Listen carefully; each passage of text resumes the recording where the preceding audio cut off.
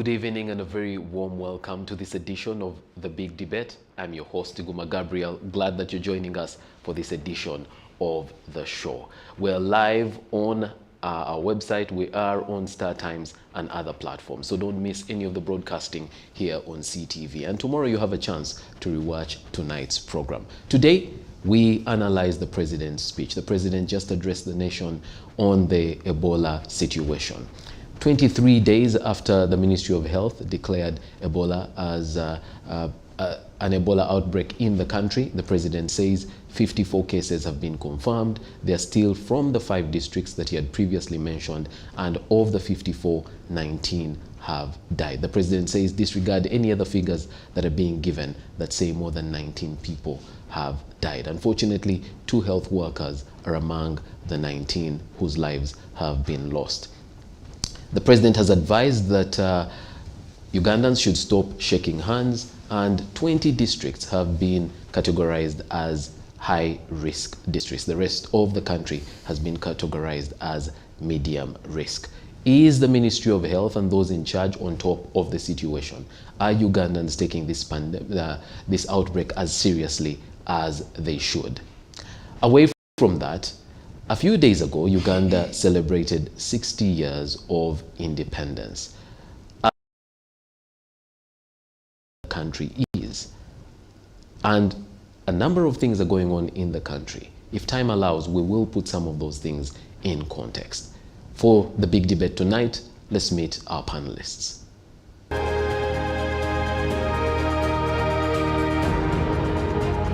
Our panel tonight, Mivule Ronald is a management consultant, chairperson emeritus of Uganda Management Institute Convocation, regional integration activist and former aspirant for IALA.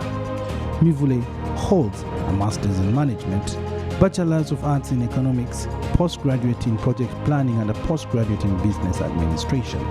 He has also previously served as the member of the governing council Uganda Management Institute for 7 years, where he chaired the Quality Assurance Committee and the Programs Committee of the Governing Council.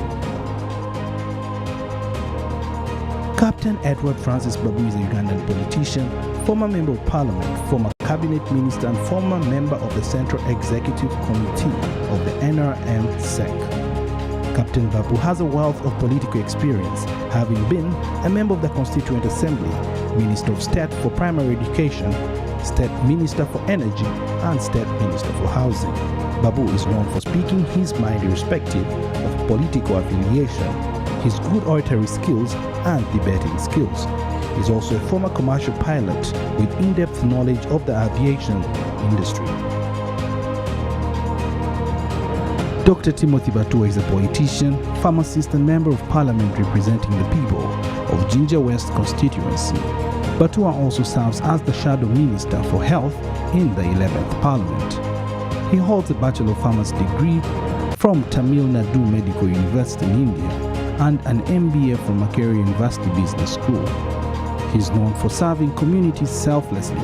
Dr. Batua has served as the president of Lions Club of Jinja and Lions Club International as the zone chairman, Uganda and Tanzania. Ladies and gentlemen, our panel tonight.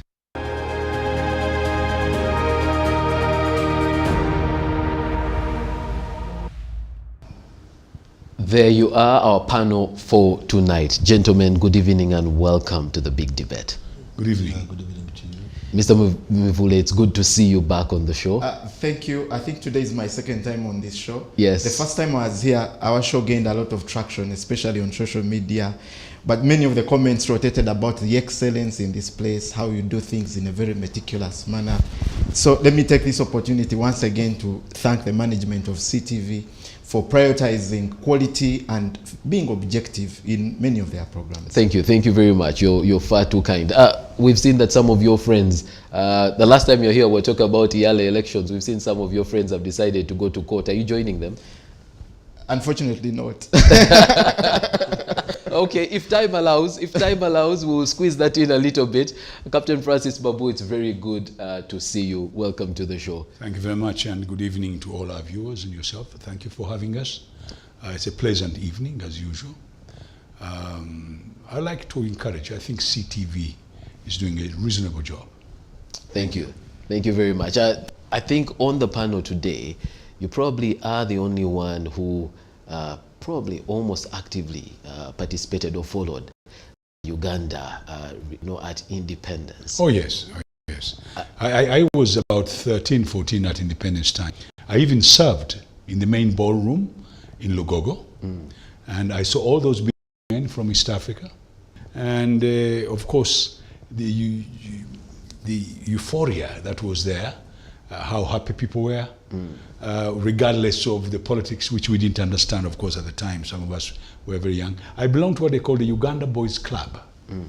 It was an organization. The headquarters used to be at Fort Lord, where the Muslim. It had a lot of young people in that. Very interesting, a fantastic time. By the way, Uganda was very, very highly developed at that time. Things worked, and it was good. All right. I just remember a conversation I had a day ago with a foreigner, and they were really surprised that the fact that Ugandans don't really celebrate independence. She expected that many Ugandans would be, would don the colors. They would. For that, our politicians have done a good job not to make it an important day. Doctor, welcome. We know that Parliament is on recess, and therefore you in the studio. We know that you've had to travel, but thank you for being here tonight. Yeah, my pleasure. Of course, whenever you call on me to be here with the viewers, it's a great pleasure to come here and discuss matters of national importance together with the colleagues that I'm finding here. Yeah, so hope to be of great viewers.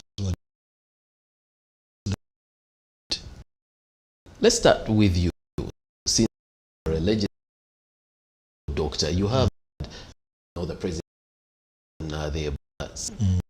Your view on how we're doing as a country with this break. Yeah, first and foremost, what is important to acknowledge at the moment, it's good that the president has interest in Ebola, just as he has done COVID-19. And these kind of updates, they will improve and the population to the fact to do with the disease. And as such, we can that transmission. However, when you're with the disease, most especially like Ebola, which not so long ago in 2014 spread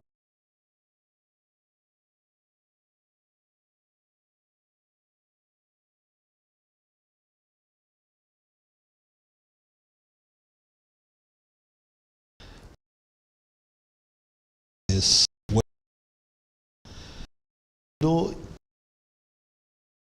the and we know little about this particular disaster in terms of whether it was into Uganda or it's a Ugandan who ingested some game meat and ended up contracting the disease. Then there is little information that has been shared about the index case, the very, very first case. Knowing when contracted the disease, that time lapse between contracting disease, and it's very critical in interpreting so many things. We need to know how transmissible it is. Like when we were with COVID, one COVID transmit to 3 others, spreading exponentially.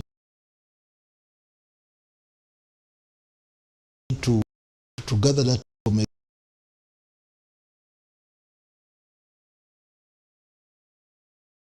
intervention, so that we can know point some form of restrictions, some form of confinement. You get it. Government has been at following it up, and with a disease of this nature, when you're slow, you make that in the days to come. Today we are talking of 54 confirmed patients. So if you're to do contact tracing of those 54 patients, it is not as easy as it would be if it had been done effectively a month earlier, just a few days after identifying the contact person. There are obvious gaps that we've left to linger. We know how vulnerable our medics are, but up to today, you find that there is little PPEs in our health facilities, and to some there is none. Much as it's clearly known that you have to disinfect, you have to do all this, you have to do what the president has been talking about, but you'll go in most of these facilities, including regional referral hospitals, and it's not a surprise to find that most of the facilities don't have disinfectants. At the peak of COVID, as we were doing some tours, I got to one of the facility, and in the laboratory they never had ethanol. You get it? So somebody is working very close to infected material, as in a laboratory you're testing. Somebody is working very close to patients, but this person is not protected, and yet this person makes contact with many other patients who do not have diseases. So overall, we've failed to leverage on the experience we gathered with COVID-19.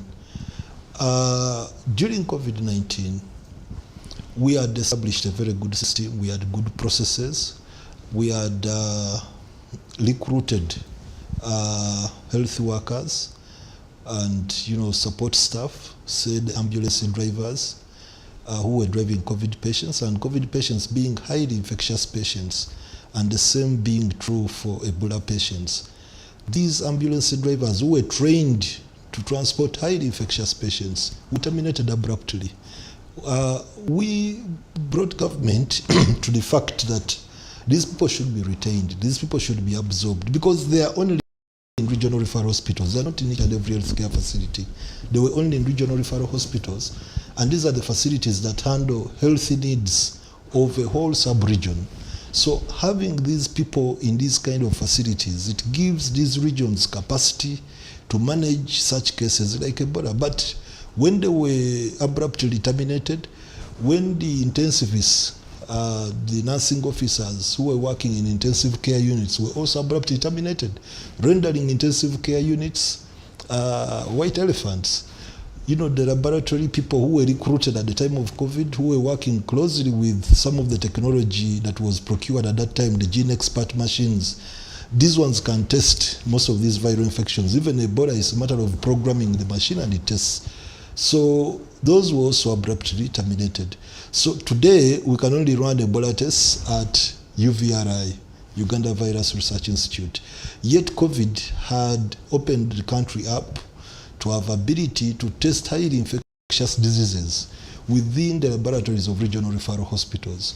Of course, world over, the standard is different, that such diseases are tested from a high-level laboratory, level 4 laboratory, to limit, anybody, contracting the virus and all that. There are so many, safeties and all that. But our medics, our laboratory people, our healthcare team had gathered experience, had gathered confidence in testing these kind of high infectious diseases in an area that is not to that level, and yet keeping safe. We didn't register any case that I know of with the laboratory staff, meaning that they had gathered confidence and experience in that. So losing and you believe that those ones should have been kept on? Yeah, if we don't have those, and we are now confronting, Ebola, we are getting back to nothing,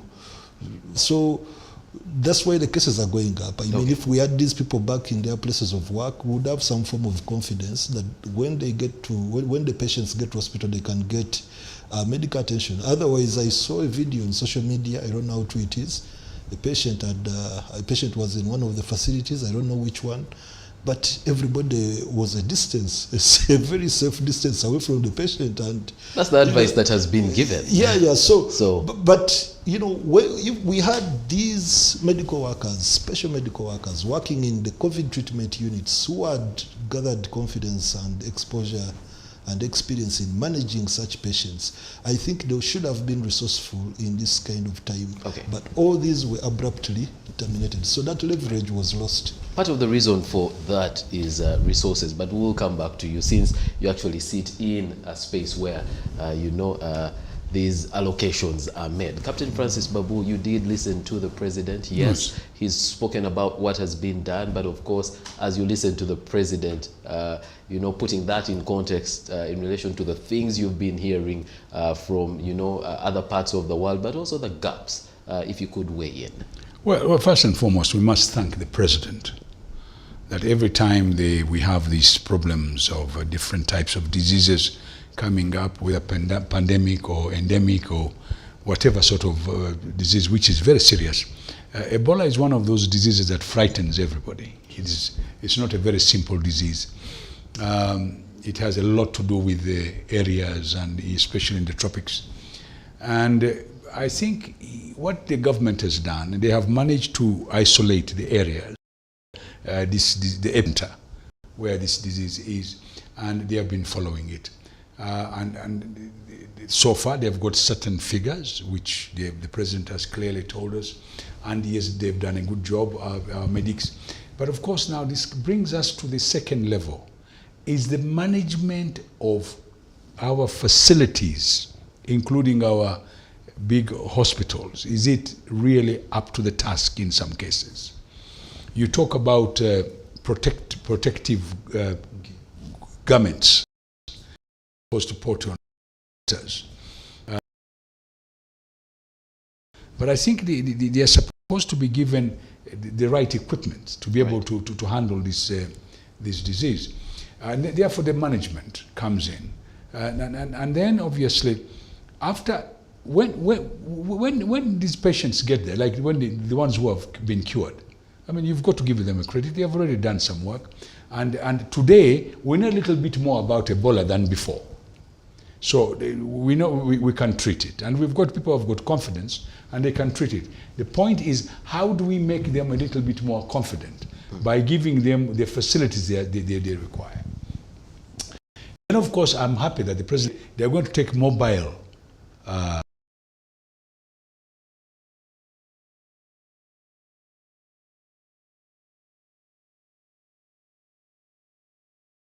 what are the problems?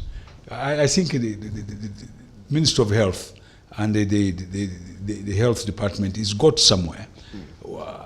Can people infiltrate the condoning of the area? Can they come out and go to other districts and spread the disease? Do we have the ability to be able to test them that quickly? Right. This argument that somebody came and went to Kirudu quickly was found out, and everybody who has been connected to him, is it 24 people or so? They're already looking at them, including the health workers. I think we should be very, very clear that anybody who goes to such a facility, I mean, Kirudu is a very good hospital, by the way. But we want to make sure that everybody who goes there, first they're isolated before they're allowed to go inside the hospital, because we have a lot of people there. Are we able to do that? Oh, yes. Oh, yes. We are able to do that. We can have a facility where every sick person who comes in is first checked before they are taken into the different areas where they are supposed to be going. The other point is that you've got to remember, this is a disease which WHO will support you in every way. They can come and help. But you've got to start going somewhere. I'm told that there are vaccines, 2 vaccines, one by Johnson & Johnson, another one. The question is, somebody was wondering, that somebody was calling the Ebola we have the Sudanese trait. Right, yes. Then the vaccine is for the Congo. The Congo. And are they the same and so on? These are things doctors can tell us, really. And they can tell us very quickly. So the whole point, the president said, look, let's start with the health workers and make sure that they are comfortable. And I've always said this, once the health workers have got the facilities, they will be able to treat our people. Our doctors, by the way, in my opinion, are very, very good. If they are given what they're supposed to be given to, the tools to work with. And that I must salute our doctors. When we come to places like this, we must salute them. And we must also ask the government to please give them the facilities that will make them work harder. That's my opinion, but I would like to thank the President and the Minister of Health and the government. I would like to have a program. The President was saying we should go on radio and all other places so that we can tell the people. I would like to ask the President, to ask the Minister of Health, to give all the television a program where we have these expert doctors, yeah, from the different, one time they had a program where they had 2 professors. They had the doctors, a pediatric doctor, they had a doctor from WHO. Have that group come and, all those little things that we want answers to, they'll be able to give them to us, like the vaccine, like how is the person treated, how is the person buried, why do they bury them in the body bags, what is this African thing of putting dead bodies in the sitting room and we all go around them and open to see, and viewing. I think people should be told very clearly, somebody who has died with Ebola should not be, the bag should not be opened, not the coffin, the person should be buried straight away. All right. Mr. Mvule, if I may come over to you, and yes, your reactions to the address of the President, but also I'm sure you have seen what the way Uganda is being viewed, or you've heard the way Uganda is being viewed because of this outbreak.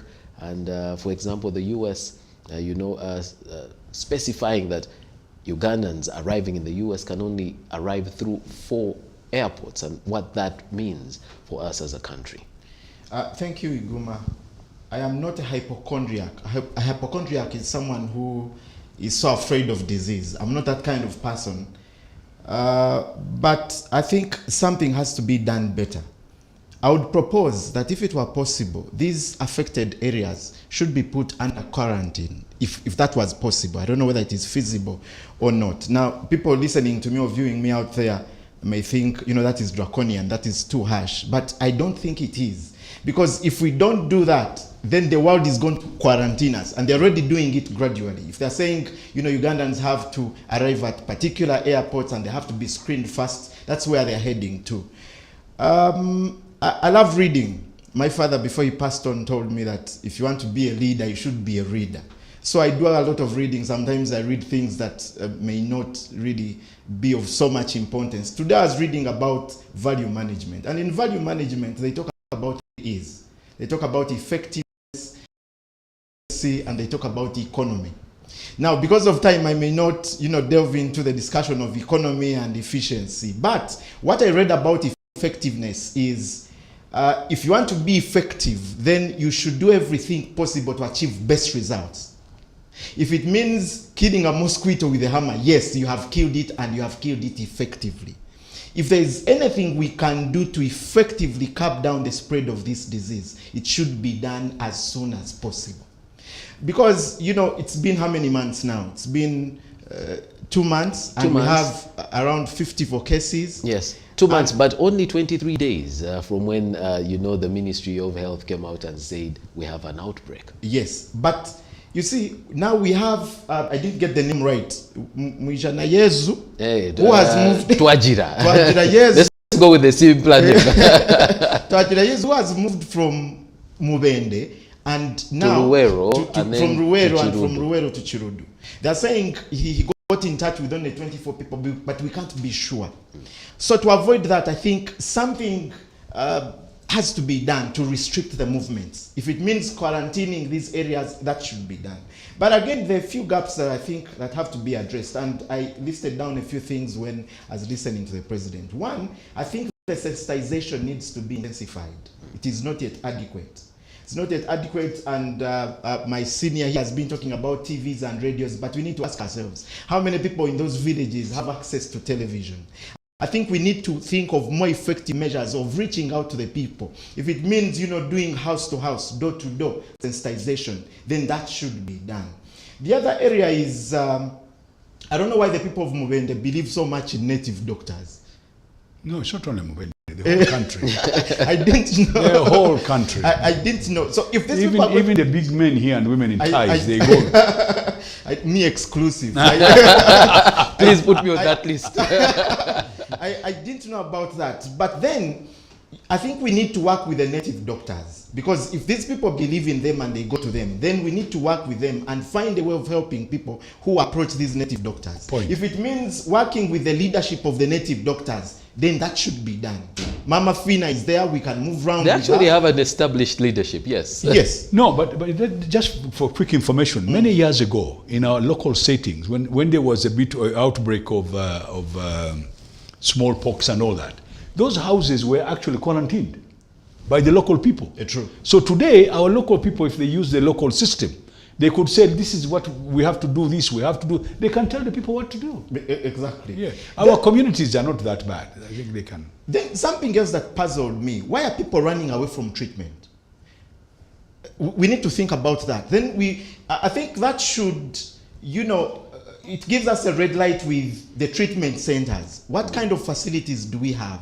Are they good facilities? If they were, then why are people running away from treatment? Because we've had cases of, people either hiding somewhere and they do not want to go to these facilities. That should be interrogated. Yeah. And part of the solutions the president has given is that we will build a place where we'll cage you in. I don't know if that is supposed to make people feel safer or even, strengthen their resolve to hide from being found. The last one is, I think this goes to the health workers. They need to treat every patient now, irrespective of where you are. Treat every patient that comes to the hospital as a suspected Ebola patient until you're sure that they do not have Ebola. Like Captain was saying, if people come in, if patients come in, let them be put maybe somewhere, screen them, and be sure that somebody does not have the disease before you freely interact with them. Because we've had cases of medical workers losing their lives. But lastly, at a regional level, this strain is called the Sudan? Yes. Sudan strain. But we've had Ebola in the rest of the East African countries. We've had cases in the DRC, we've had cases in Sudan, now Uganda. We don't know how far this will move. Do we have a harmonized plan of how we can handle this disease in East Africa? Because we need to cease handling issues in silos, in isolation. But that's exactly what we did with COVID-19. Each country was working on its own. We're all working in silos. So I think we need to have a harmonized way of handling some of these epidemics or pandemics. Because sometimes you need to, think ahead of time. Sometimes you need to nip certain things in the bud before they happen. Ebola is here in Uganda, but God forbid it might cross to another country in East Africa. So what measures do we have in place? Are we proactive enough? As East Africa, have we thought of, harmonized measures to cap down the spread of Ebola? All right. The seriousness of a matter, can also be seen by the way communities, but especially the leaders, react. Parliament has, reconvened from recess to handle all kinds of issues. We don't seem to have had it for Ebola. Has it not become serious enough to warrant Parliament taking such steps? Yeah, I think even if you're to listen into what the President has said, you would perceive a level of some form of, should I say, confidence that government is going to tackle it. The President takes it as a simple disease that can easily be managed. So I think government has not yet given it that attention that one would think the disease would get. But what is important to note even as you say that, right after the Ministry of Health, said there was an outbreak, it was reported that many foreigners cut their trips short and left the country. Those that were planning to come decided to cancel their trips.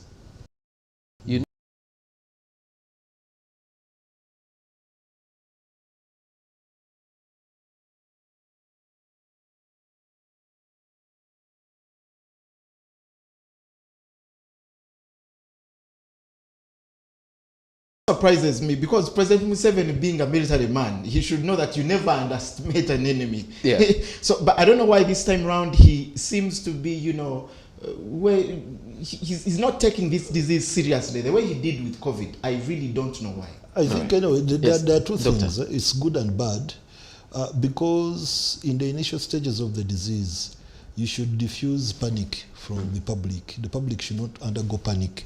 So how do you balance that with, on one hand, them not taking it seriously therefore do the kinds of things that Twajira did? Now, what I would have expected is for the president to speak in the way he's speaking, but to act in a way that he deserves to act.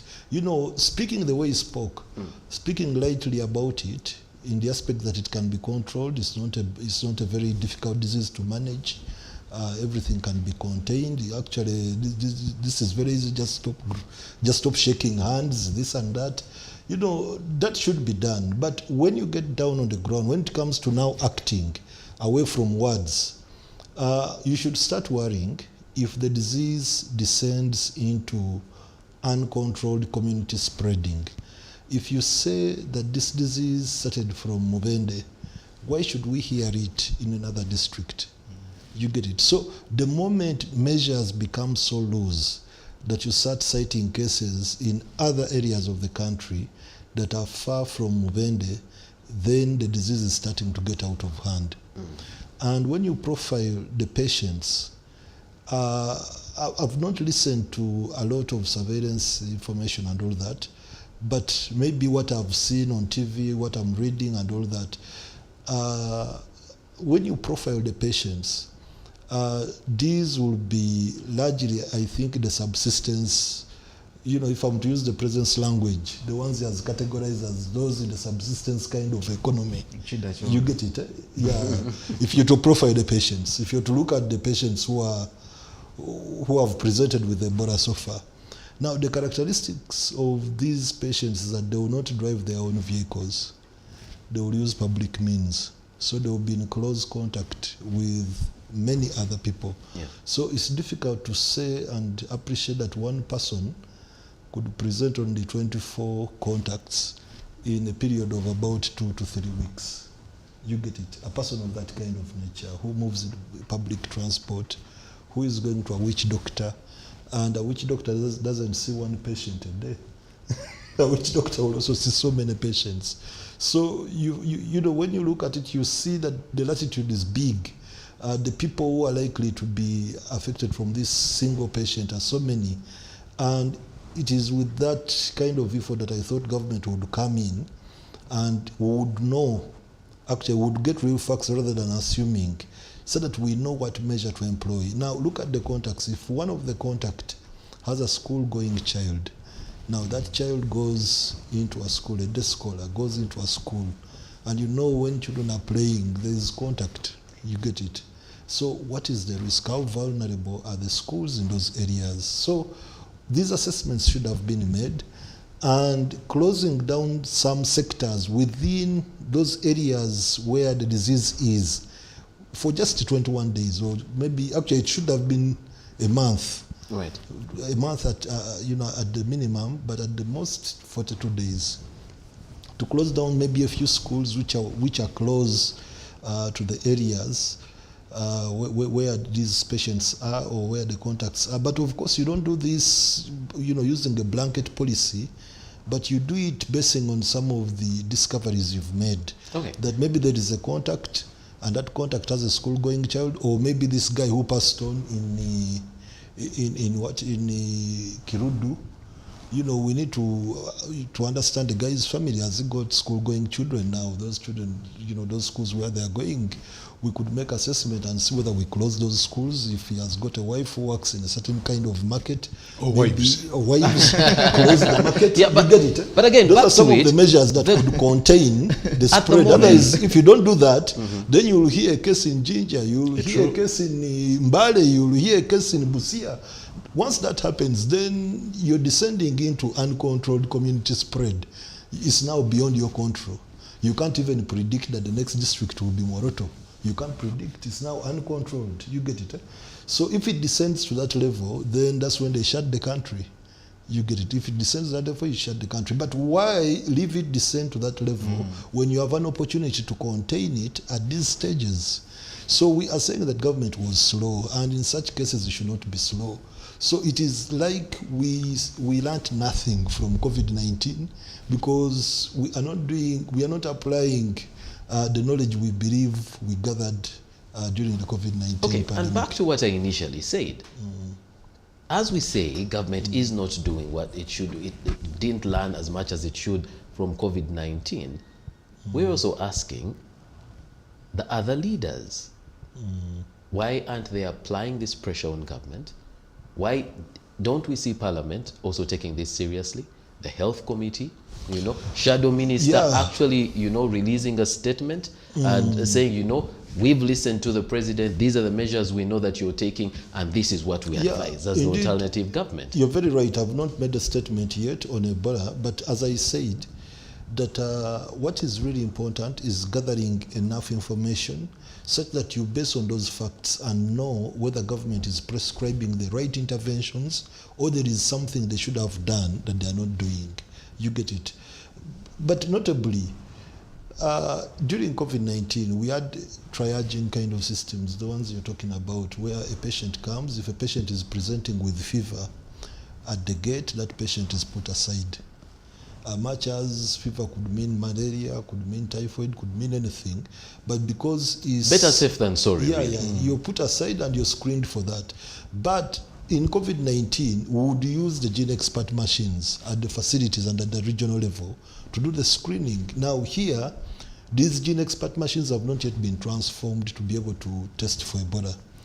As of today, we are still doing it in one or two centers. It's centralized within Kampala. We are doing it at Uganda Virus Research Institute, and I don't know, maybe if there is some other 2, 3, 4 facilities that can easily do that.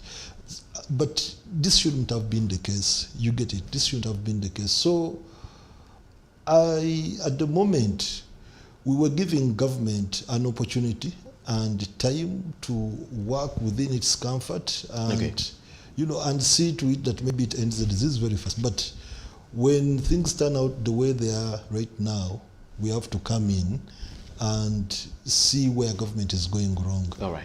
And Gentlemen. for Parliament, of course, the biggest role Parliament can do in this kind of scenario is to pass a supplementary budget. So the ministry and government comes with a work plan that these are the activities we want to do. If it is procurement of vaccines, if it is maybe converting some kind of facility into an isolation center, if it is procurement of medicine or risk allowances. So those are some of the activities that they can present to Parliament, and Parliament offers. I hope Parliament has learned that some of the very important things are not included in the first supplementary, and then then later they're included. And I hope Parliament can scrutinize because because Parliament now saying money for health workers. We need to include it. When you were passing the supplementary initially, who did you think was going to do this work? And then the health workers are not paid, and then you end up complaining that government has not paid, but you didn't include it in the supplementary. So as of today, it is okay. But as of today, if the patients are 54, as the president has said, and 2 weeks from now, the patients are 80 or 90, I think it's at that point that we can start making conclusions that these people are failing, because if things are worsening rather than improving, then such comments can come out. You get it? Okay. So as of now, we are waiting for government to come up with a plan, its own plan that is not put on it, but one that it believes in, so that we as Parliament, we give it funds to finance this plan and see how best it works. Yeah. All right. Captain Francis Babu, yes. If we, could, try and conclude this topic so that we can go to something else, what recommendations would you give? Well, first and foremost, I think listening to what we I think we're being so very unfair to our medical people. I think they have done a wonderful job so far.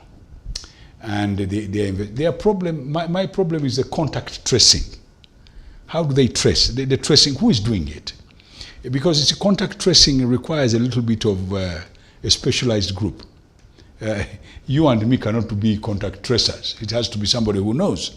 So contact tracing is going to be very, very important. The PPEs, the personal protection equipment, to me those are very important. We need to have some more. These laboratories the president has talked about, mobile laboratories, fantastic. Let's have them. Let's have even more than one. Number 3, is there money, in the Ministry of Health to try and help the people? So to me, And I think I've seen this in Uganda. We have a tendency not to give credit where we're supposed to give credit. The Ministry of Health up to now has done a job up to a certain level. There is a few things missing which we need to know. And at the same time, I agree, this contact tracing, I'm also worried about it. How is it done?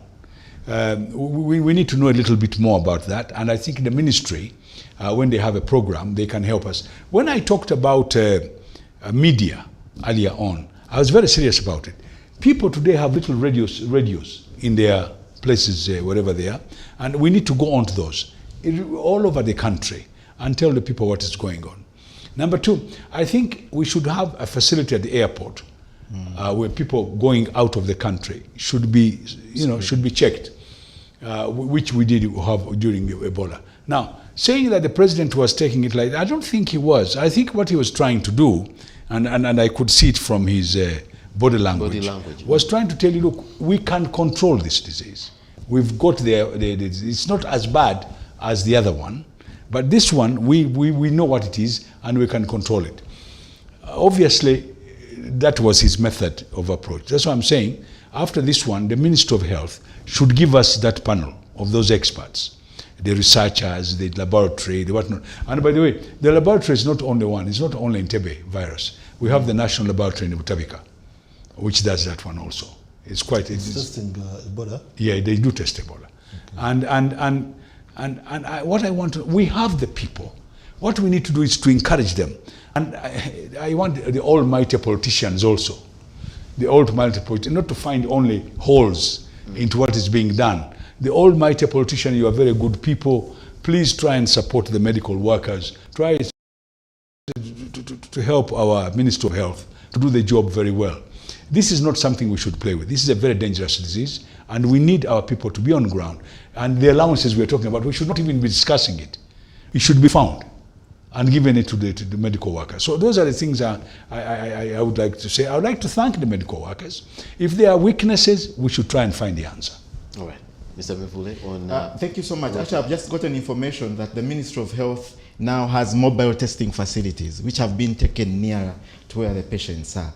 But where I'm not pleased with the government in waiting, I don't have calling them the opposition, is Dr. Batua, the Shadow Minister for Health, is saying, let's wait for the cases to, get to 80 plus, then we shall know that these people have failed and we shall swing into action. I think that's being reactive. A proactive mindset now would be thinking about, we can't wait for the cases to increase. As the Shadow Minister for Health, let me come up with proposals of how we can cap down, how we can nip this disease in the bud. And he's also talking about, let's gather enough data. But we have agreed that this disease is, the research on this disease is exploratory in nature. Not much is known about it. So we can't wait to gather enough data. We might not actually gather that data. But as I conclude, during the days of COVID, one of the things that President Museveni told us, and he said that's a military tactic, that whenever they were, attacked by an enemy, they would take cover and say, to CDK, let's, Why are we not doing the same in Mubende and those districts, those high-risk areas? Why are we not taking cover for a period that is equivalent to the incubation period that the doctor has told us, or maybe double that period? We can afford to be inconvenienced for a month or two, okay, in particular areas, in certain areas in the country, other than being inconvenienced as a whole country for a long period of time. I think that is the way to go. Something must be done. Something more serious should be done. Gentlemen, I don't know if any of you has heard that there's a country in the region that is putting people into quarantine for about 3 weeks when they come from Uganda because of Ebola. Well, I've not heard about it. But, countries have got their... I keep telling you, the almighty politicians are fantastic. If that's what they think for their country, you can't do very much about it, can you? Yeah, these are all public health guidelines. You get it, eh? And that's why one think that if at the time when the first case was identified in Mubende, perhaps measures that are confining in nature should have been implemented at that time. So it is obvious, public health guidelines would require some countries to limit their nationals coming into Uganda, to look at each and every Uganda getting into those countries as a big suspect. You get it. This is what should be done. And we thought that the same Ministry of Health should have done something close to that. We start to wonder when we see cases in other communities that are far from Mubende, that has been identified as the community with the first case. Yeah. So all that points to Dr. weaknesses. Batwa, and we totally agree with you on that. However, I think what's being said here is, you know, you're expecting government to become, you know, to take this issue more seriously and to take steps to show that seriousness. It's also being asked of the government in waiting, the opposition, to show seriousness, you know, so that government can respond. Yeah, true. Our role is oversight, definitely. And you can't do oversight before somebody, you know, performs. So we are looking at government, you know. So I 2 think months in is not good enough? No. We've started talking. It's now, No, it's now that we've I started beg to talking. disagree with Dr. Batua. It's now that we've started talking. Much as their role is oversight as parliament, but as the opposition, they have that distinct role of offering alternatives. So away from doing your oversight for, work, you know, for parliament, by this time we there should be expecting alternative some government in waiting. You are being But, unfair. You're all you've- being you've- unfair. you've We're had being me to- unfair to the you've The had me to- opposition. Yes, okay. You're being, You've had- I'll go on the side You've of had the me They talk should opposition. in continue to relation observe. COVID-19 No, experience. not Yes. continue to observe. Yeah. The thing has just started. They are looking at, they are analyzing it, and really, if the government is already doing something reasonable, they will follow. They are going to follow through. And now he can even talk to his counterparts, his counterpart minister, and give even a suggestion. So the opposition doesn't have to be giving alternatives all the time. You can't oppose something that is really working. Working, that's right. I'm saying right now, as of today, we have 54 cases, and that's why we are coming out with concern. If tomorrow there are 80 cases, then we shall know that the minister is failing and needs our advice or needs help. You get it? That's when we come in and bring some kind of alternative interventions. That what if we try A, B, C, D, E? You get it? So at that time, it was really very early for us to interfere with the work of the minister. We too are Ugandans and have confidence that the party in government can really manage us. All right. Excuse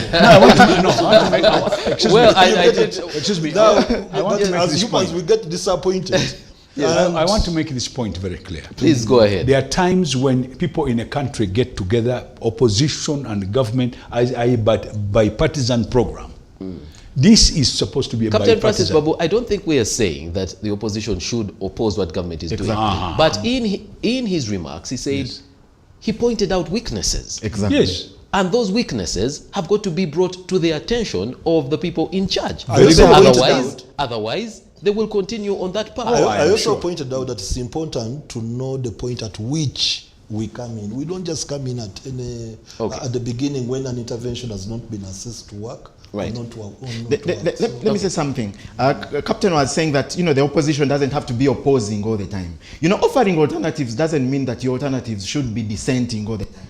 Your alternatives could actually be complementary. Right. And when Dr. Batua says now it's not yet time to offer alternatives, then that to me implies that they are contented with what government is doing. But that is contradictory, because at some point he's saying he's you know, picking out some gaps. Then why don't you come with, you know, like a report, a document, and show where the gaps are and what you propose that government should do? Yeah, that document is coming out at the right time. As I've said, that now it is actually much more important that the document comes out, because from one index case, we are now 54 cases, and maybe 2-3 weeks from now we could be, you know, far from the 54 cases. If we get down, then maybe we shall not need to come up with alternative. It means the intervention government is, you know, applying are working. All right. If after 2 weeks from 54 we are down to 30. But again, there is something great to appreciate. Of course, Ebola, knowing very well that Ebola kills, you know, the death rate is so high in Sierra Leone and Guinea and Liberia. It was in the range of 78%. but it can go in the 90s. So in Uganda, we've lost so far 19 out of 54. You get it. So I think 24, 25 have recovered. Something like that, 24 to 25 have recovered. So, meaning we are very good at management, case management. Our case management strategy. In real terms, that looks so close. Our case 19, management strategy. 24, that's quite close. Yeah. So our case management strategy is good. However, as I've said, be as it may, we are in this, this is the window, this is the time to start thinking of alternative interventions. So it will be around this time that we shall come up with our statement. Gentlemen. Otherwise, earlier on, it was so early for a statement to be appreciated. All right, gentlemen, it is time for us to take a break. When we return, we will switch to another topic. So please stay tuned, and you can go to our social media platforms. Remember to use the hashtag Seetv Big Debate so that it's easy for us to find your comment. We return after these messages.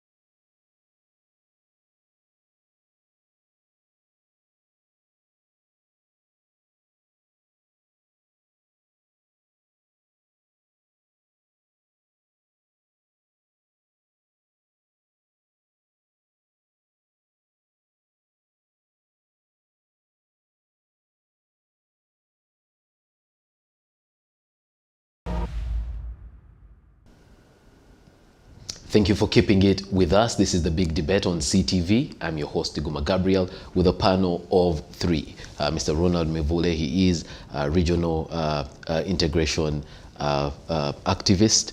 We have Captain Francis Babu, a veteran politician. Senior citizen. And considering the topic, I would like us to segue into senior citizen is quite correct. And then the Honorable Batua, who is the Shadow Minister of Health. Also, he is the MP for it's Ginger East, is it? Ginger West. Ginger West. Yeah. Ginger West. Gentlemen, in the towards the river.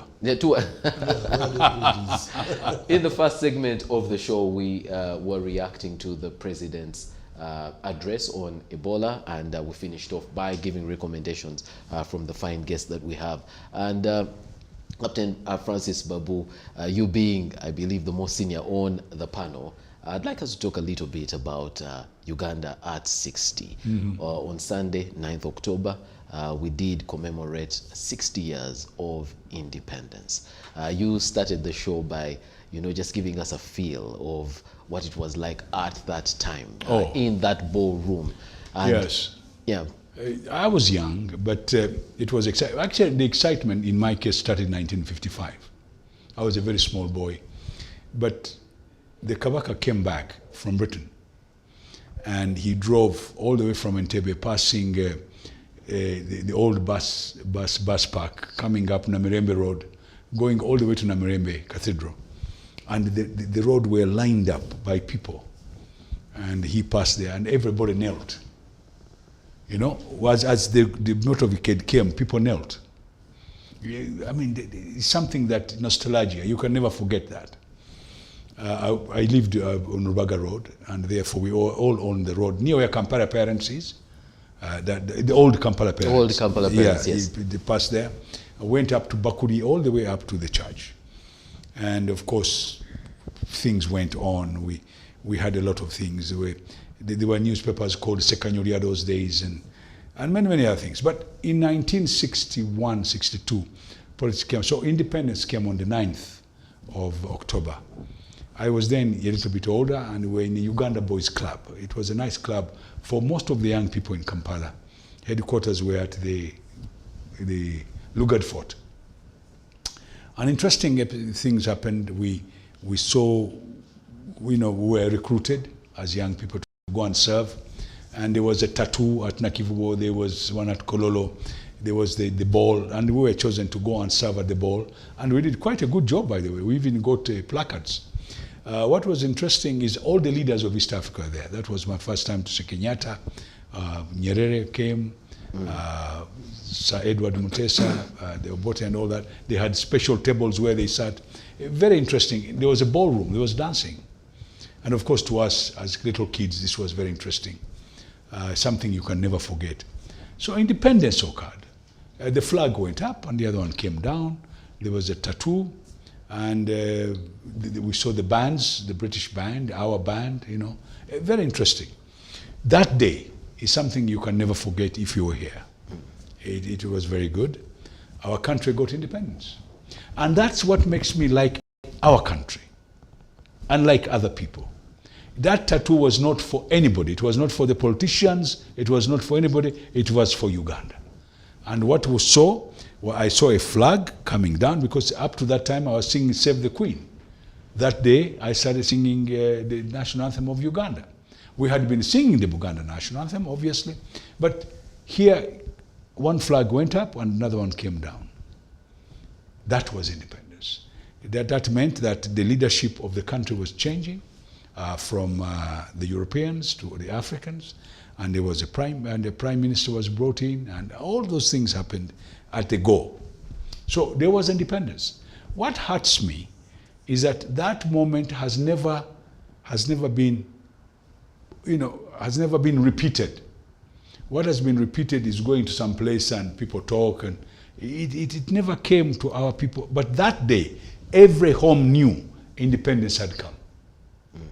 And it was very interesting, but our mighty politicians after that, of course, spoiled it. And you hear them saying all sorts of things. That day is not for any politician, it's for all Ugandans. And yet we've gone so far from that, because, for example, there's people who will not celebrate, independence. But no matter what happened in our political arena, because now I know what really happened.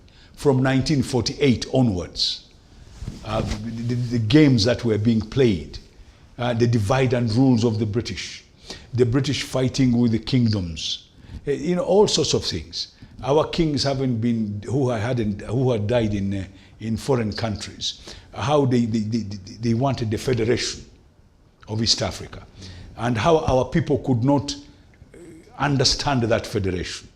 How they could not, work together to get something out of it.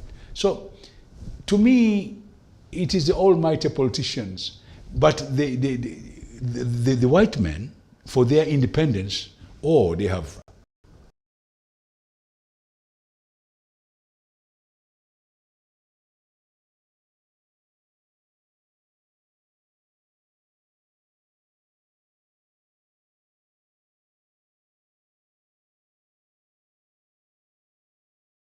but it doesn't belong to anybody. It belongs to this country.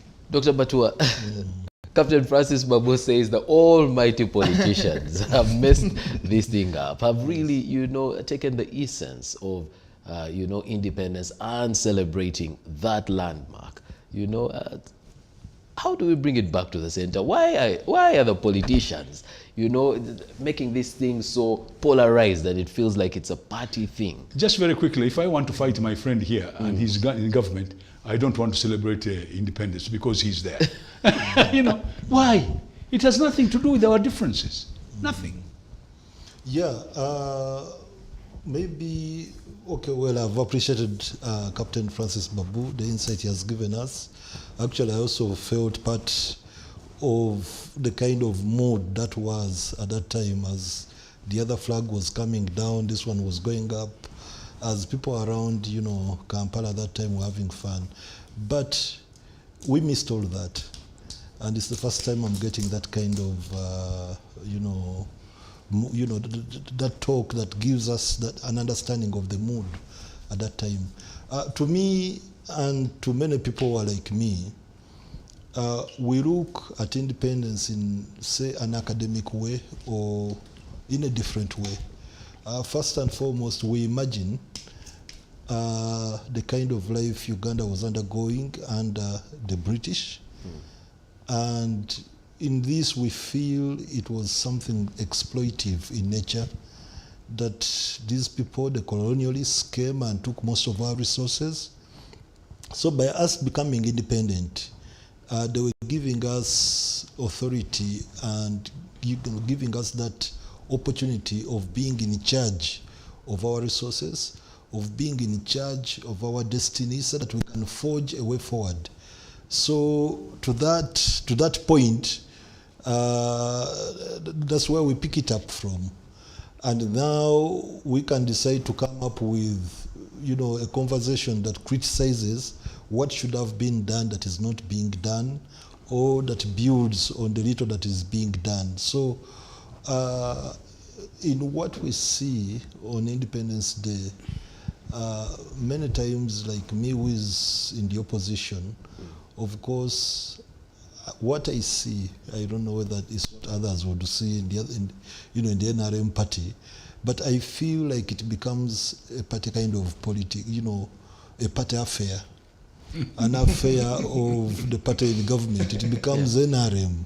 Even when you're there, I've actually had that comment from a number of people. It is a yellow function, and I believe if I'm to make it to that function dressed in a different color, say blue, or another person comes in red, maybe 2, 3, 4, I believe they may be stopped at the entrance. They may not even be allowed to get in there. No, that's what I believe. That's what I believe. But of course, the discussions there are not discussions that are really very inclusive. But to me, it's not the function. I think independence is the agenda. I look at it as an agenda that we wanted to forge our path to our destiny, our path to modernization or urbanization. So how far have we gone? Yeah. So, and it's a good time to take stock. Yes, so yes. As you take stock, yeah, how well have we done 60 years on? Yeah, I feel we are still in the same bracket. We are still a highly poor and indebted country. We've not moved much. To me, development is a moving target. You get it. Development should be explained in relation to other countries, not in relation with Uganda. I've never really appreciated all discussions that the president has made, you know, relating to what the past leaders did and what he has done, where he found a country and where he has put it. I've always appreciated him comparing Uganda to another country so that we see whether we've passed that country or we are still lagging behind. And it is that gap that has made us stay where we are. There are things I thought and believe that we should have been able to do as a country.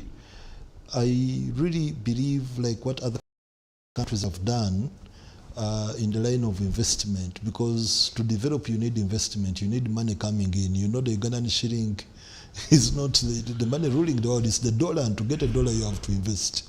whereas for the Americans it's a matter of printing. So the party that is in government now has pursued a line of FDI, foreign direct investment, and we were patient that maybe there could be some magic with it. Much as to us, we had an early conviction that when foreigners come and invest, at the end of a certain period, they will have to repatriate the profits they've made. And as they do that, you know, our shilling loses the strength it had gathered against the dollar. And that happens every end of year, you get it. So I've never had confidence in foreign direct investment, much as I know that in this kind of market that we are in, which is survival for the fittest, is one of the things you can hang on. I've always had confidence and hope in us exploiting our natural resources.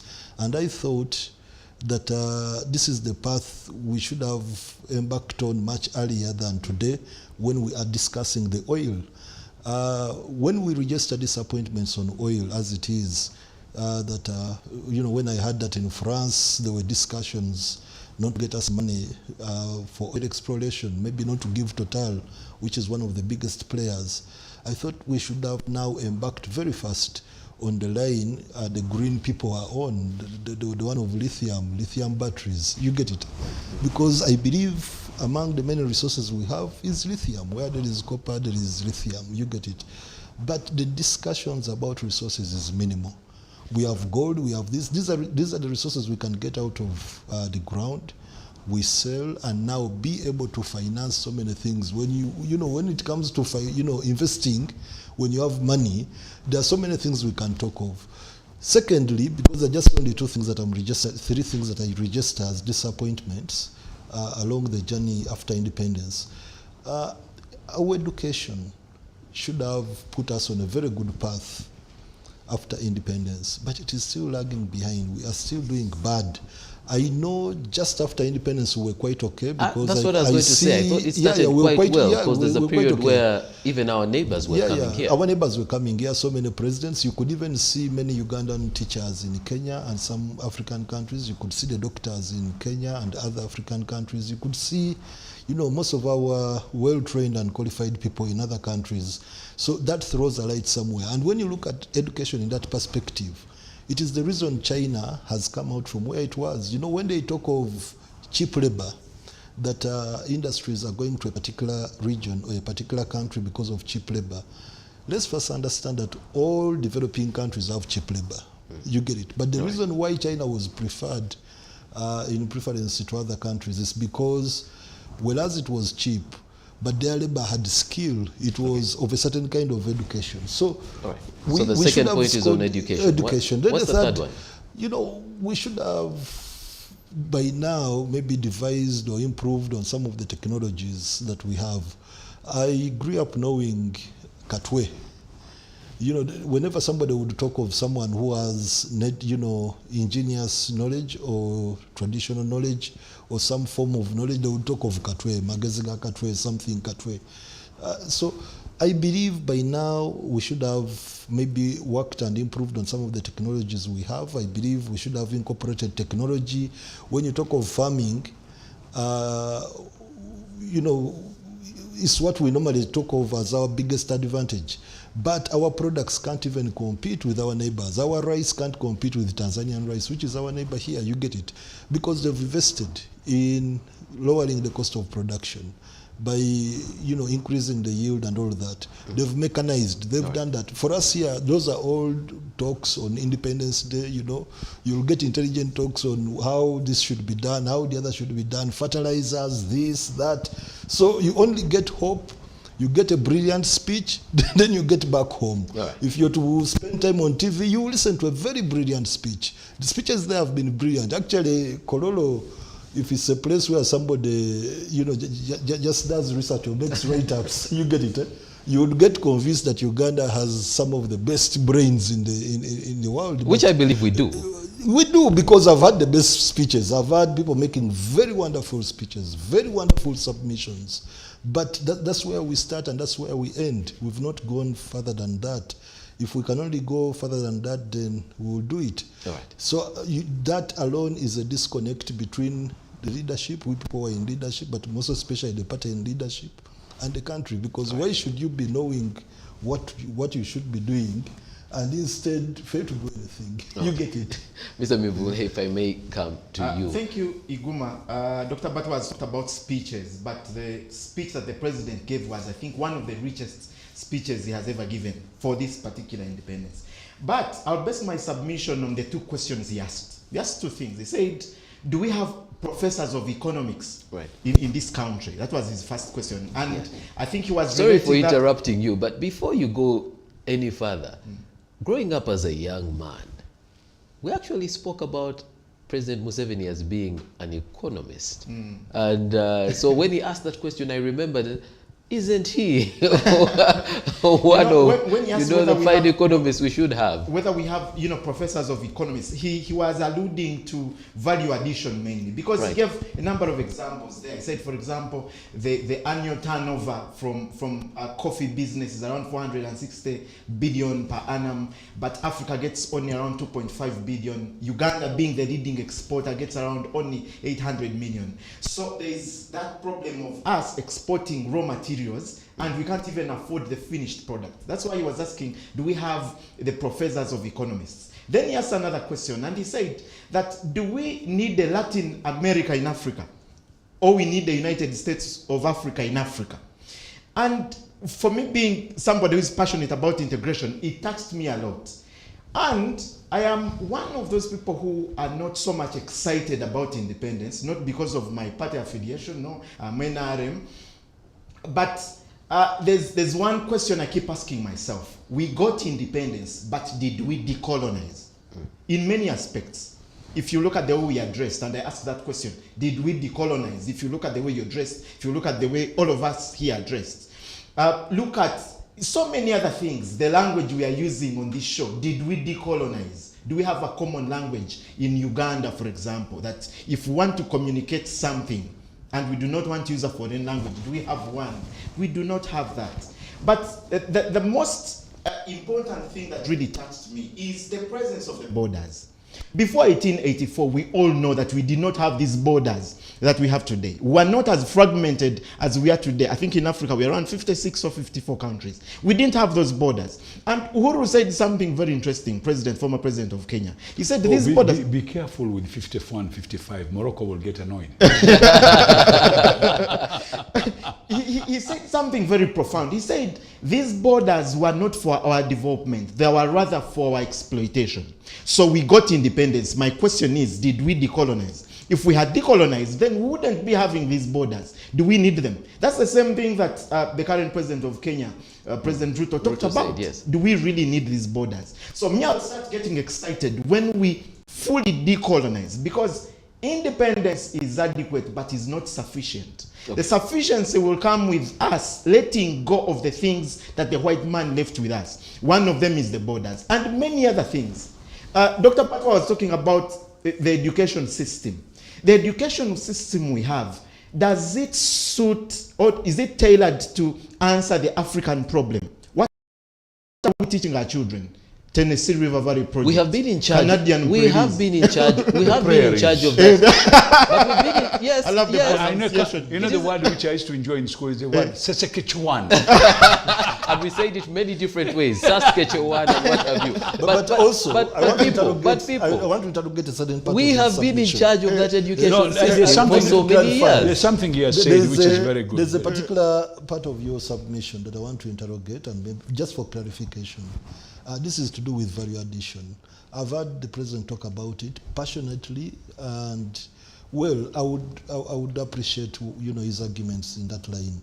But let's look at other products like oil. Saudi Arabia, I think, exports unprocessed oil. Crude. Russia, yeah, the crude one. Also, no, Russia, they do both. Okay, they do both. Yeah. Russia also does the same. You get it? And I think when it comes to oil business, most of the oil that is exported from these other countries is crude. It's crude oil that is really, sold out. Then we have centers that process. We have, I think, Singapore and India. We have centers, well-known centers that do the processing. So that line of thinking in the oil business, which is a major product in the world economy, you get it. why shouldn't be true? Why should that line of thinking be true also with the coffee? In that certain areas export raw coffee, then we have villages within the globe that do the processing and marketing, because these are the chains in the processing. They need some specialization and all. Captain, if I could conclude, with my, yes. Now, the other question of do we have economists, professors of economics, it was, trying to address the issue of value addition. But my question is, do we know how? Do we know how to add the value? Because what are we teaching our children? Canadian, how did you pronounce it? No, that's Canadian prairies, Saskatchewan. These days, government is the steepies. Government is so passionate about, remunerating science teachers. But what kind of science are we teaching our children? Linear caliper, micrometer, screw gauge. Yeah. So we are teaching our something children that you're not going to use because things that are obsolete. Right. Yet in the developed countries, students are talking about the fourth industrial revolution. They're talking about robotics. So if we cannot think about maybe our education system, there's no way we're going to add value. And this is the most dangerous thing. Even the attempts that have been made to add value on our products, they are foreign. Most of these industries and factories you see here are foreign owned. And as on some media houses are telling them, this is the reason why Uganda has not been able to attain middle income status. UBOS will tell you we are in middle income status, but we are not there yet. Why? Because UBOS is talking about GDP per capita, the value of goods and services produced in a country divided by the total population, and they are putting us into the lower middle income status. But when you got the World Bank will tell you, no, this is what we use. The method we use is gross national income per capita. Gross national income, it excludes all the foreign earnings. So whatever the foreigner earns here and is repatriated is deducted for you to get the gross national income. We have been very generous and said, if you want to even repatriate all of them, please, we'll so let now you this do is it. the issue. If you look at Uganda's gross national income per capita, we are not into that bracket yet. Why? We are not doing it ourselves. If we could, think about our education system, promote local investment, these are the things we need to address. The issue is not about the professors of economics. Okay? The issue is certain things that we need to look into. Right. And as I conclude, Dr. Batu raised something very good about the oil. So if we are talking about value addition in the coffee, why are we not thinking about the same in terms of oil? Why are we opting to sell our oil in crude form? By the way, if there is anybody who is not bothered by the resolutions of the EU, I am one of them. Some blessings come in disguise. If Total chooses to get out of this deal, I would clap my hands. Why? It's time that we should think about, constructing a refinery here.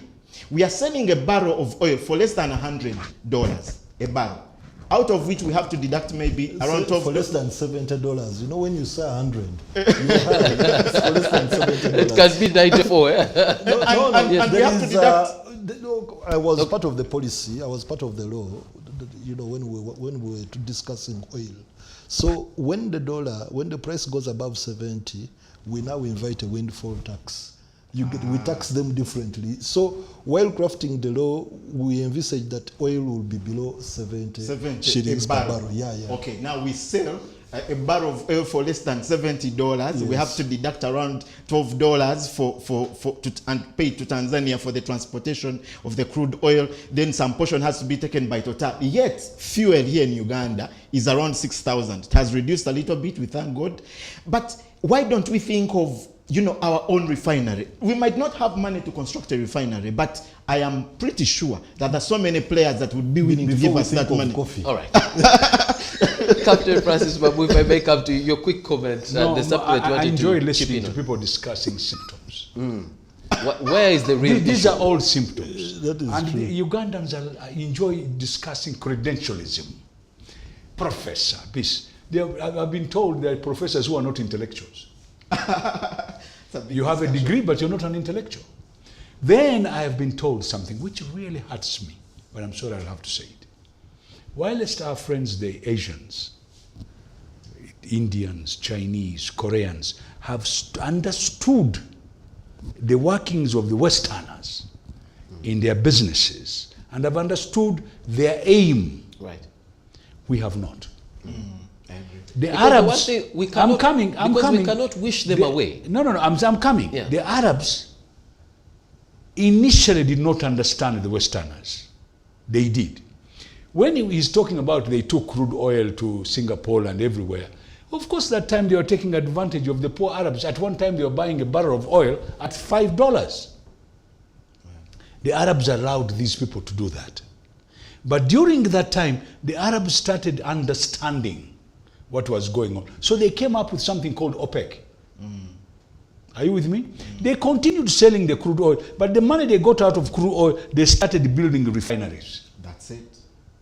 And that's why you are getting something like in Saudi Arabia, you get that part which is near the Gulf, where the best refineries are in the world. Now, this, if you go to the Middle East now, they have now developed because they have understood how to deal with these people. When you are still at our level now, our level of the development of our oil industry, they will take advantage of you.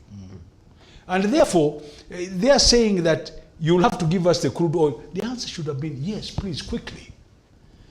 During that initial stages when they take that oil, you make money to therefore build your refineries, the ones you want. We must learn how to deal with our partners. We have not yet learned. And they don't want you to know what they are doing because the the 7 sisters that control the oil production in the world don't want you to have the same ability. And that is why when countries which were in oil formed the other 7 sisters of the countries, they are still fighting OPEC. The 7 sister fights OPEC. When OPEC says, look, we want to stabilize the market, the 5 sisters go around the world and say, Saudi Arabia, we're going to put sanctions on you. So we must learn how to deal with these people, our partners. We must learn. We must get away from credentialism. In Uganda, we have a lot of theoretical talk, too much English, and nobody wants to implement. Have you seen? By the way, this does not only go for oil. It goes for everything. We've got fantastic rights up in each ministry. The implementation is zero. And I hope we can get a chance to talk about how we move, from, beautiful speeches, wonderful papers, and move to implementation. Because as long as we do not implement the plans that we have, then we're not going to be able to there are some meet our aspirations. Some economics people who are sent to destabilize us. They are called economic hitmen. Hitmen. You ever heard about that? Yes. These people, they've got us where they want us. We need to know how to learn how to deal with them. All right. Gentlemen, part of what has been spoken about, and Mr. Mevule brought it out quite well, is the fact that yes, we had presidents here, and they talked about particular things, talk about the interests of East Africa, and the president emphasized the interests of Africa. I believe we have a video clip, and if the technical team could play it, and then we will build on that. Leaders and our citizens of the East Africa region for us to work together so that we can transform our borders, which today stand out as barriers, and convert them to bridges so that goods, services, and people can move across this East Africa without any impediments. All right, let me start with, the regional integration activist and enthusiast, really. We have actually discussed, written, signed, and claimed to implement exactly what we've had, President William Ruto speak about. How come on the ground, we actually are not getting these things done? When we hear about people that lived in, the first phase, the first life of the East African community, they say beautiful things about it. Oh, yes. We hoped that we were going to see those kinds of things. But recently, you find people running around wondering, do I need a work permit? Do I need that? You've overstayed in the country. Wait, how have I overstayed in a region where I am free to take my labor wherever? So if you could just help us understand that and how we move from it? You talked about the first integration of 1967 to 1977, and it was beautiful. It was beautiful. We had achieved a number of milestones. We had so many common things. We had the airline, the East African Airlines. We had the railway. We had, at some point, we had a common currency before the breakdown of the currency board, because we had a currency board which was like the central bank of East Africa. So many beautiful things had been achieved. But I think around 1977, that integration, that East African community broke down. Thanks to our almighty Mighty politicians. But when you read the treaty, the current treaty that we have, when you read the preamble of the treaty, certain things are mentioned as to why that first integration failed. One of the key things was the involvement of the people, the involvement of the civil society organizations. Now, we are into a new East African community, 20 years plus down the road. But some of these things have not been addressed. Right. The other time I was telling you that when you go to my village and talk about Yala, they will ask you, what is Yala? They do not know anything about it. You don't have to go as far as your village. Just find, one here around the city and ask. But there's one point you missed out. Yes. We didn't start the other East African Common Services Organization. It was started by the colonialists. Yeah, the currency board was started by the colonialists. We are the ones starting it now with all our mighty people, our great men and women. So one of the things that we need to look into is the involvement of the people. We need to pull this integration to the people. In 2016, a survey was done, and we wanted to establish whether the people of East Africa are interested in federating. But the most unfortunate thing is majority of the East Africans didn't know much about this entire integration. So I think that has to be done. And when President Ruto talks about the removal of the borders, it's not like something that happens in a day or a week or a month. It is a process. When you look at the strategic plan, the EAC strategic plan, it has 4 things well laid out: the customs union, the common market, the monetary union, and the political federation. Now, I think the first thing we have to do is to go back. Oh, by the way, there's now a new thing called confederation. Confederation, yes. Confederation, federation. Now, we need to go back and look at the bottlenecks. Why is it that we have not had a successful customs union? We need to go back and look at the common market. We signed the common market protocol in 2010. Why is it not working?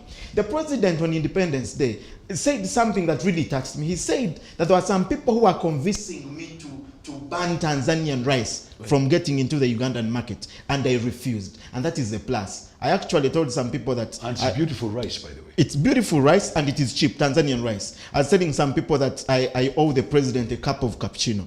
Anytime I get an opportunity, we should go to State House and... I should remind you, you also owe me a cup of cappuccino, but please go on. We'll have to give him Bushel. Now, you see, one thing he admitted is Tanzania has a comparative advantage on the rice. So if they have a comparative advantage, let them produce the rice, and we cannot deny Ugandans that cheap rice, more affordable, let me not call it cheap, more affordable rice from Tanzania, because we want to protect our farmers. But you see, we are doing this, but our neighbors are not doing the same. Right. You know what Kenya has been doing with us: banning our milk, banning our poultry products, and they are giving all sorts of excuses. Tanzania banning our sugar. Yeah, unfortunately, time is not going to allow for us to go into the detail of that. But let me conclude. Let me conclude by saying this: if we can address all the bottlenecks that we have encountered, that is one. 2, and we get the people on board, and we get to involve the people of East Africa. Actually, the 5th pillar that should be added there is mindset. Let us get the people involved. Let us assure our people. Let us show our people that we are the same. Kenya and Tanzania, a Kiprotik and a Kiptegei, they are the same. One is Kenyan, another one is Ugandan, but we are the same people. Very briefly, the tone that the leaders of other, East African countries used, and the kind of words they were using, was there anything to read into what they were saying at the celebration? Yeah, but you see, I don't want to sound negative. No. But it's one thing to preach water and drink wine. Someone was saying that when the presidents, these other East African presidents, come here, they definitely say the things that we want to hear. They want to please us. It's like going for someone's wedding. You definitely say things they want to hear. So you didn't fully believe the things they were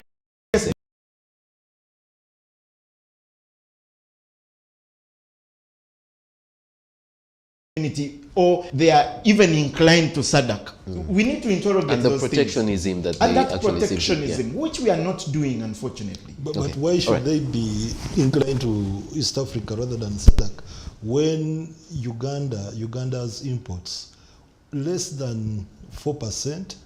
Yeah, I think it's about 4%. Go through the Dar es Salaam port. Almost 95, 96 of all our imports go through the Kenyan port, go through Mombasa port. You get Because I think it's cheaper. The route is No, cheaper. but you see, you guys, I don't know why you go No, to but this. but so No. There's this No, simple, why I'm bringing that? Why I'm bringing that is that Tanzania is getting more benefit from the other countries more than it is getting from the East African community as it is now. You get it. But you were asking a question anyway. yes, well, actually, Captain Francis Babu, yes. you when I asked the question talked on about the tone you talked from the about other- you from talked the about leaders. the old East African community. Right. You want people to understand it? Put all these airlines together and call them East African Airways. Put the railway together, call it East African Airways. Airways, yes. Put all the harbors together and call it East African, and see how people do that in one day. Those leaders who are talking very good things, let them show us. They talked about security, they talked about economics, they talked about a relationship that we are one, talked about our riches, and stopped these wars which are going on in Eastern Congo, created by these foreigners because they want the riches of Congo. Everybody knows this. Why are we wasting time? Get these things done. Very simple. Implementation is the problem. There's too much talk and less action. Yes. All right, Honorable. Yeah, I think what Captain Francis Babu has just suggested would be the best way forward, but I do not see that spirit in the implementers. While I was on the Parliamentary Committee of Finance, we happened to visit Dar es Salaam. We also went to Mombasa. So we got a feeling of the minds that gathered to discuss the common market and the common customs. At the beginning, they had a view that when most of these imports get into the country, they should put the money in one pool. But they fell short on getting a formula on how to share the money. And that discussion stretched on for so long until one came with an ingenious method. Ingenious in his mind, but contrary to what Captain Francis Babu is saying. The thing was that rather than putting our money, which we know that is our money, in a pool, and then finding a formula to share it, why don't we sit in one building so that each of us receives his money? You get it? So you find Uganda Revenue Authority having an office, at the Mombasa port. Kenya is also there. Then another country is also there with this office. So if your goods are destined for Uganda, you go to URA. If your goods are destined for so rather than the East African in the mind of Captain Francis Babu, I think the community is a form of having offices, housed in one structure. Is it the community or You is get it because Captain Francis Babu keeps referring to our almighty, politicians. And I think that is the spirit they had, but that's not what they are doing. What they are doing is pretty much the same separated kind of East African arrangement. You're traversing Ugandan roads. The amount of money a South Sudanese vehicle is asked to pay is different from the money it will pay when it's on the Tanzanian roads. I'm told on the Tanzanian roads it's very expensive. It is. On the Ugandan roads it's quite cheap. You get it. But again, after Kenya knowing very well that Uganda is a transit route to South Sudan and these other countries, they've also come up with a highway, a very good one. I think it's called the Lamu Highway. So when you're going to Juba, you no longer need to come through. You no longer need to go through Uganda. You get it.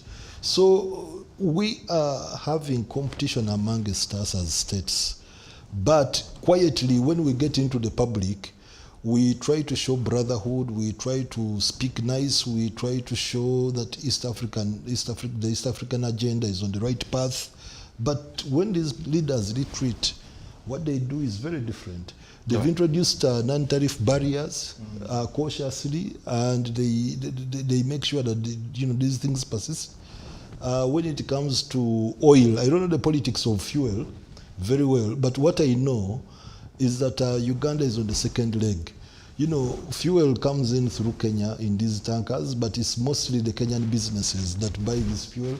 For petrol stations that have branches in Kenya and Uganda, it is the Kenyan branches that actually buy. Then they end up selling to Uganda at a raised price. You get it? It's as though our companies do not participate in the bidding at a primary level. That's not strictly true. Yes. What is happening, our Oil Petroleum Authority and the Kenyan and the Tanzanians, they buy fuel in bulk. And then they sell it to these companies in auction, actually. So you can talk to the Uganda Oil Authority. They will give you that information. Maybe because we were in Parliament, but we never got, you know, facts about this. They thing. should. Everybody, they buy it in is bulk. really very quiet because we wanted to know why the price in Uganda was so high compared to other countries. You know, as the price is going down in the world market, here it's going down slowly. Unfortunately, So, for if we there go were into so the many discussion questions. of fuel, we'll spend another 40 minutes on it. No, let's get one point clear. The Kenyan was subsidizing fuel. Until the other day, the president said, no, we can't subsidize anymore. We don't have the money. We didn't subsidize, and our fuel is fluctuating using the market rate. Now, the market rate shows you, and our fuel has gone down. Now, when the president of Kenya said no more intervention into the fuel went up. Yes. But So- it did not reach but the it's level not at which the the level of Ugandan Uganda. fuel is. Yeah. But you also, see, look at whereas- the pipeline. Much as Yeah, they've but removed the whereas subsidy, I agree with you, Yeah, I much have as they've spoken to a removed the couple of subsidy, people it's not- in the industry, Yes. and yes, they admit that the prices should be lower, but they say we will eventually get there. No, the whole point we must be very clear about. Kenya has pipelines. The throughput, that's the fuel traveling into the country, is through pipeline. They even have a pipeline that goes to Nairobi airport. Therefore, their jet fuel is cheaper than our fuel here. We collect that fuel by road from Kisumu or Eldoret. But then how would we explain Rwanda being cheaper than Uganda? Is Rwanda cheaper? It is. It is. The fuel there. Maybe they have a different supply. I don't know where it's... Maybe subsidy. Yeah, Maybe subsidy. It might be a subsidy. Or We have to be maybe- very careful. Maybe something different, because the point I was trying to make actually, that there are so many middlemen between, you know, within the Ugandan fuel. Before the fuel gets to the final consumer, there are so many middlemen. You get it. So And with those complexities, Do you know why I'm laughing? Gentlemen. There's so much in Jauro everywhere. yes, and gentlemen, but the with discussion those we got in complexities, Parliament, with those whoever was complexities, discussing fuel in Yes. Parliament was really protecting the middlemen.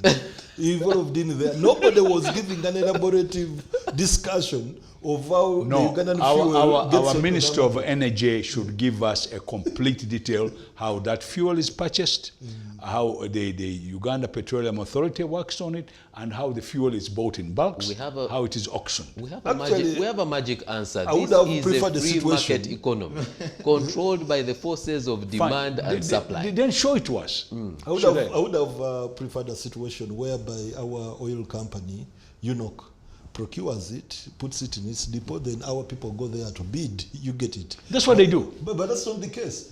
Ginger is empty. UNOC is not. Oh, you're talking about bringing it here. Yeah, no, bringing it here. they're auctioning it from there. Okay, so gentlemen, with those complexities, Yes. is this East African community really achievable? Because Yes. when we look at the complexities we have internally, you know, if those things are not resolved, If the three of us went there, we could put it right. well, he attempted. Let me show you something, Ikuma. Yes. You know, when I was starting, I told you that I'm not among those who are excited about independence. I'll only be happy when we decolonize. This is an issue of decolonization. Why? Let me ask you something. Who told you that you're Ugandan? And who told the Kenyans that they're Kenyans? And who told the Tanzanians that they were Tanzanians? It is the white man who split us. Those splits were not there before. You agree with me. And you see, we have not decolonized in a sense that we have maintained that strong sense of nationalism. I am Ugandan. I am Kenyan. This rice is Tanzanian. No, we shouldn't look at the rice as Tanzanian. It is East African rice. That is the mentality. Don't look at the milk as Ugandan milk. No, Who leads, it is made in East Africa. Who leads that process? Because the They people all are split. definitely... They all might. But maybe the clarification we should get. Were we split or we brought together by the white man? Because He never did. He was split. He did bring us together. He split I us. believe we existed in kingdoms, and whatever was happening in a particular Doctor, kingdom, divide and rule is not our word. It's It's theirs. not in there. I believe we were existing in kingdoms, Right. and whatever was happening in one kingdom, say in Uganda, was not happening elsewhere. You get it? So But did you when need a various visa? kingdoms Did are you need a different- visa to move from Bunyoro to Buganda? I don't know. You did. They came up with a different, social order. On one hand, I'm grateful. On the other hand, I criticize it. But I'm grateful that we came up with a social order, a new world order that established governments that are similar. When you go to Kenya or in any other country, you'll discover that a government has 3 arms. You get it. You will see uniformities or similarities in the way governance is being No, done. I don't agree with to you that there. extent, Let us try to benchmark. but Mr. The Europeans themselves, look at this. The Europeans themselves, they are not as fragmented as we are. Yes, they have those countries. Yeah. But let me ask, if anybody gave you a Schengen visa, and maybe you've landed in Belgium, do you need a visa to cross to France, or you use the same? No, you so don't. It means no, you literally. Don't. Yes, but remember there was Brexit as well, and then there are the issues that came with that. But it's 60 years on.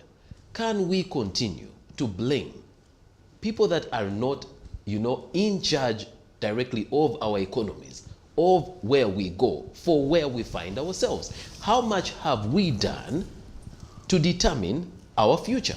Yes. The point you're making is very good. 60 years to you looks like a very long time. It isn't. For a country, is a very short time. And this gentleman, this thing he's been quoting, neo-colonialism, is subterranean. And they use the economy to play with us. They use a multilateral organization to control us. They use all sorts of methods, including military. They have killed our leaders. But, we seem, like I told you, we have not learned how to deal with our partners. And we have not learned how to work together. For example, our biggest problem here was very simple. After the Berlin partition of Africa, we should have quickly learned that we have these kingdoms, we have these people bringing their system, they want to divide us. How do we put them together so that we can work against them? All we have to do is to forget about this divide and rule thing they have done to us. They brought this tribalism, they brought religion, they have brought multi-parties. You look at the layer of divisions between us as so much. We now have to learn how to get together. When Nyerere tried to integrate this, they destroyed his economy. You understand? You get one, so we've got now to learn how do we get together and unite this country and become one. Gentlemen, we don't have much time, so we need to conclude on the matter. I will start from you, Mr. Mivule. We will end with Honorable. Thank you. 2 things, like the president talked about value addition. I think we need to look at our education system. That's very important. Number 2, about the integration of East Africa, it's a mindset issue, and Captain has put it so well. I'll not buy him a cup of cappuccino. He'll buy it for me. This one, anytime you can have it. Anytime. I'm always welcome at his home. I'll go and have that cup of cappuccino. I think it's a mindset issue. We need to get rid of these colonial tendencies of seeing ourselves as different people. We need to come together as one. That strong sense of nationalism, we need to abandon it. So we need to cease to look at some people as Kenyan, Tanzanian. No, we are East African. And what I was concluding with, when it comes to our products, if we want to get rid of the non-tariff barriers, the solution is simple. Let us look at our products as made in East Africa. Because if we are talking about milk and it is made in East Africa, how are you going to block it? So it will be free to access, all the East African countries. Let's look at our products as East African. Let us look at Ugandans, Kenya, all the 7 countries as East African people. The moment we integrate, but this is what, again, the white man is not, so much happy with. But the moment we achieve to integrate, then the sky even won't be the limit. All right. Yes, we can. I think that's a word we can borrow from Obama. Yes, we can. You know why? Because we have to look at our mindset. True. And Nyerere alisema umaskini wa bongo, poverty of the mind. We've got to get away from that level and stop thinking that we are poor. We have a very rich country. This country, by the way, Uganda, is one of the most gifted nations in the world. We've got everything. We've got riches, even our people. One of the things you asked, what have we achieved in 60 years? We've increased our population. It's a big increase, you know. Now, we've got to try and get all resources. And President has been talking about production. He's talking about value addition, but it is all production. How do we go into production? We've got marble in Karamoja. We've got all these assets. Why don't we try to use them so that we can improve what we've got? We've got a food basket here. We've got one of the best agriculture countries in the world. We've got good rainfall. We've got to look at our climate. We've got to look at our environment. These are the kind of things we should be thinking about, and we should get away from our differences. There's no need to hate somebody else. Exactly. There's no need to waste your time. We are wasting so much time hating each other here than getting together. Let's get all the good things we've got, put them together, and all those bad things, we try to find solutions to them. Full stop. All right. Honorable? Yeah, when you look at the successful stories in Africa, be it Nigeria, be it South Africa, or any developed country in the perspective of Africa, these African developed countries in our perspective, they do mining. They've started exploiting their natural resources. So the president should go in to exploit at least 1, 2, or 3 resources, lithium being one of them, to support the manufacture of batteries, which is now taking over, I think. Uranium for nuclear power. Yeah. So when we get money out of that, let the president invest that money into lowering the cost of production, so that even when we integrate, our products are cheap, our products are competitive, our products can find themselves in all other markets. Beyond lowering the cost of production, we should give our population very quality education.